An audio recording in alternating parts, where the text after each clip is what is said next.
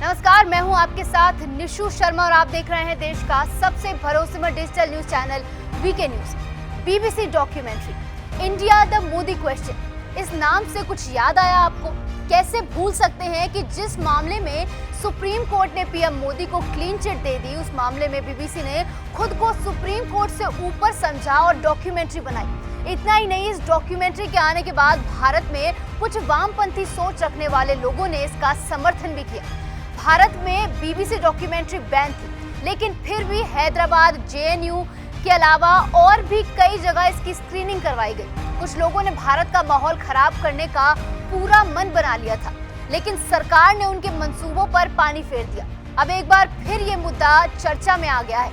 वजह यह है कि एक बार फिर से इस डॉक्यूमेंट्री की स्क्रीनिंग की गई, वो भी वहां पर जहां से अभी पीएम मोदी दहाड़ कर आए हैं, जहां पर सब कुछ मोदी में हो गया था, जहां पर भारत का डंका बज रहा था, जहां के पीएम ने पीएम मोदी को चिल्लाकर बॉस कहा था। जी हाँ, बिल्कुल सही समझ रहे हैं आप, हम ऑस्ट्रेलिया का जिक्र कर रहे हैं। दरअसल मोदी के ऑस्ट्रेलिया के दौरे के समय ही वहां की संसद में एमनेस्टी इंटरनेशनल सहित कुछ स्थानीय संगठनों की तरफ से भारत में बैन बीबीसी की documentary India the Modi question दिखाई गई। स्क्रीनिंग के दौरान द ग्रीन्स पार्टी के सांसद जॉर्डन स्टील जॉन ने कहा कि हमारे प्रधानमंत्री एंथनी एल्बनीज ने पीएम मोदी से मुलाकात के दौरान भारत में मानवाधिकारों के मुद्दे पर उनसे चर्चा नहीं की, जिसे लेकर वे नाराज हैं। ऑस्ट्रेलियाई अखबार की एक रिपोर्ट के मुताबिक सांसद ने कहा कि एंथनी एल्बनीज ने पीएम मोदी से भारत में मानवाधिकारों को लेकर चर्चा नहीं की, लेकिन उन्हें ऑस्ट्रेलिया की विफलताओं के लिए अपनी आलोचना सुनने के लिए तैयार रहना चाहिए।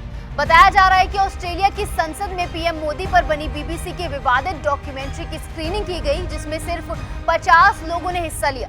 मीडिया रिपोर्ट्स के मुताबिक डॉक्यूमेंट्री की स्क्रीनिंग को वी द डायस्पोरा ने मानवाधिकारों संगठनों के साथ मिलकर किया था, जिसमें care Hindus for human rights, amnesty international, Periyar Ambedkar thought circle Australia यानी कि PATCA और द ह्यूमनिज्म प्रोजेक्ट शामिल है। भारत सरकार ने बीबीसी की डॉक्यूमेंट्री पर बैन लगाया है। सरकार ने इस डॉक्यूमेंट्री को लेकर कहा है कि इसमें चीजों को निष्पक्ष तरीके से नहीं दिखाया गया है। डॉक्यूमेंट्री की स्क्रीनिंग के दौरान ऑस्ट्रेलियाई संसद में मांग उठाई गई कि एल्बनीज पीएम मोदी से भारत में हो रहे मानवाधिकारों उल्लंघन और प्रेस की आजादी को कम करने के आरोपों पर चर्चा करें। सांसद स्टील जॉन ने कहा कि पश्चिमी देश अक्सर मानवाधिकारों के मुद्दे पर दोहरा मापदंड अपनाते हैं। उन्होंने संसद में कहा कि एल्बनीज को लेकर उनकी निराशा उस वक्त गुस्से में बदल गई जब उन्होंने पीएम मोदी से मुलाकात के दौरान मानवाधिकारों के मुद्दे को नहीं उठाया।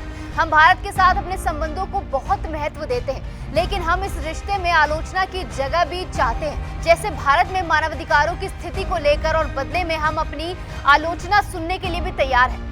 बताया जा रहा है कि डॉक्यूमेंट्री की स्क्रीनिंग के समय संसद में मौजूद ग्रीन्स पार्टी के ही सांसद डेविड शुब्रीज ने स्क्रीनिंग से पहले कहा कि भारत के साथ ऑस्ट्रेलिया के संबंध सच पर आधारित होने चाहिए।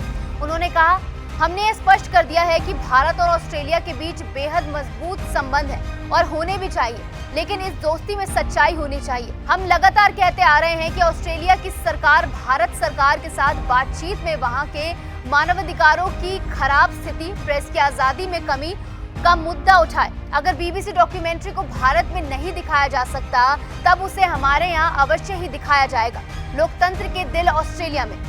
वहीं जब अल्बनीज से ऑस्ट्रेलिया मीडिया ने तीखे सवाल पूछे और कहा कि क्या उन्हें नहीं लगता कि पीएम मोदी तानाशाह किस्म के नेता हैं, जवाब में अल्बनीज ने कहा कि भारत दुनिया का सबसे बड़ा लोकतंत्र है और पीएम मोदी ने अपने कार्यकाल में भारत से गरीबी कम करने की कोशिश की है और भारतीयों के लिए अवसरों को बढ़ाया है।